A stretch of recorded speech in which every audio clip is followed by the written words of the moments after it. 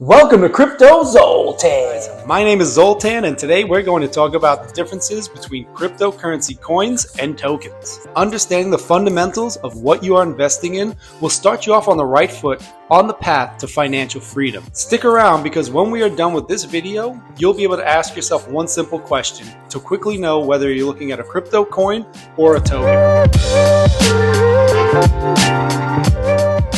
A coin is defined as a cryptocurrency that has its own standalone independent blockchain. The coin is used on its native blockchain to secure the network by incentivizing participants, facilitate transaction payments, and support the overall infrastructure. There are many different blockchains and coins in this space, and each one of them have their own use cases. Bitcoin is a well-known example of a cryptocurrency coin.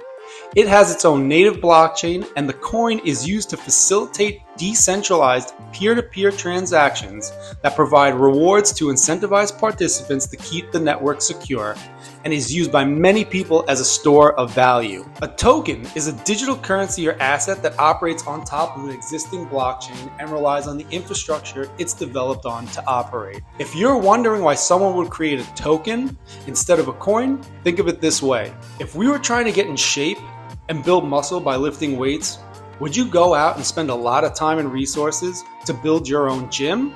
Or would you simply go down to your local gym that already exists with its great reputation and all the awesome equipment that you need to achieve the same goals? By utilizing an existing and secure blockchain, developers and innovators can create tokens with a wide range of utilities, from representing physical objects in the real world to granting access to services and features. Chainlink, or Link, is an example of a token that is built on top of something called the Ethereum blockchain. Link uses the Ethereum network to operate securely and efficiently, utilizing something called smart contracts. These smart contracts are used to create tokens on Ethereum for all sorts of things.